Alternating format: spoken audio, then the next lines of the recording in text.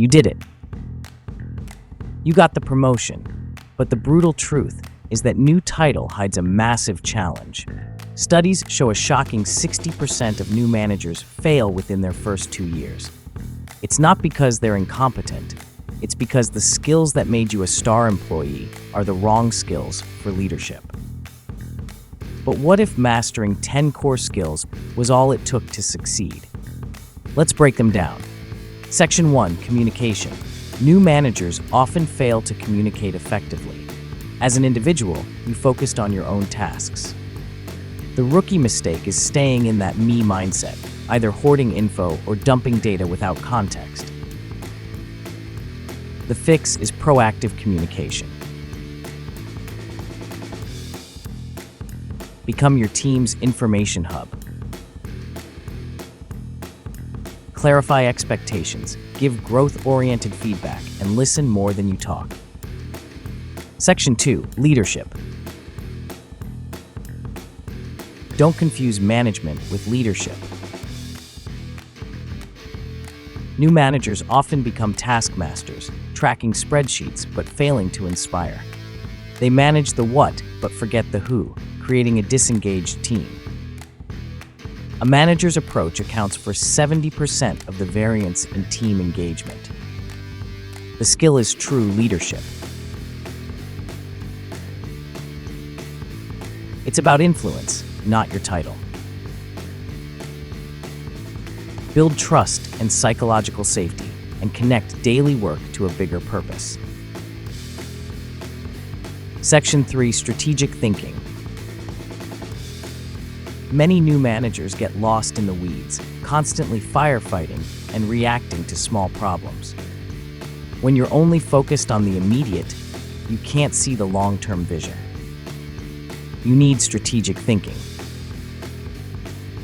This means connecting what's happening today with where you need to be tomorrow. Ask why you're doing something, not just what, and build a clear roadmap for your team.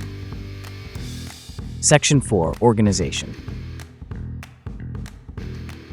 Your personal organization system isn't enough anymore. You're now conducting an orchestra. Chaos in your workflow spreads to the team, causing confusion and stress. The skill is organization and time management. Create systems for the whole team. Set ruthless priorities, shield people from distractions, and allocate resources effectively to create a calm, productive environment. Section 5, problem solving. Ironically, the skills that got you promoted can become a liability. New managers often swoop in to be the hero, fixing everything themselves. This creates a team of dependence. Instead, practice disciplined problem solving. Be a facilitator, not a fixer. Ask powerful questions and coach your team to find the root cause, building their confidence.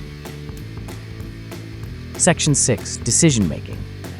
The weight of responsibility can lead to decision paralysis. New managers either get stuck in analysis, terrified of a wrong move, or make impulsive choices to appear decisive. Both erode trust. Mastering decision-making is about finding the sweet spot. Gather just enough information, weigh the outcomes, and have the courage to make a call and own the result, good or bad. Section 7, delegation. The most classic mistake is thinking, it's faster if I do it myself. This is a bottleneck, robs your team of growth, and leads to your own burnout. You're sending the message, I don't trust you. The cure is effective delegation. This isn't just dumping tasks. It's matching the right task to the right person to develop their skills, freeing you to focus on manager-level work.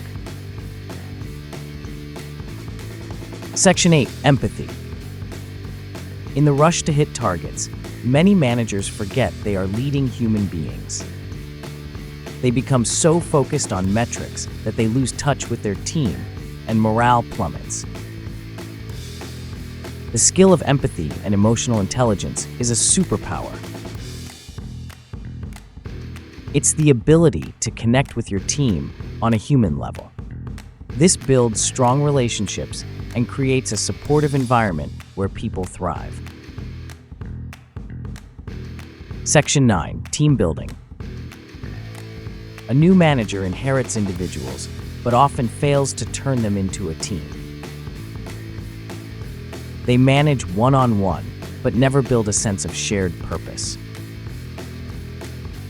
The result is a disconnected group whose total output is less than the sum of its parts. You need team building. This is the active process of forging a team identity. Foster collaboration, encourage open communication, and make it clear that success is achieved together. Section 10. The identity shift. The jump from peer to manager is awkward. Trying to remain one of the gang means you can't hold people accountable. Becoming an autocrat alienates everyone. Your identity must change. The final skill is blending your technical knowledge with your new role as a leader. Your job isn't to be the best doer anymore, it's to be the best coach. Mastering these skills is a journey.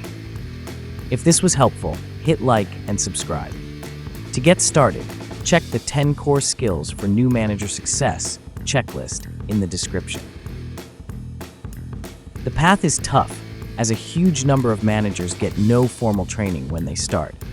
But these 10 skills are your roadmap from surviving to thriving. Embrace the journey and become the leader everyone wants to work for.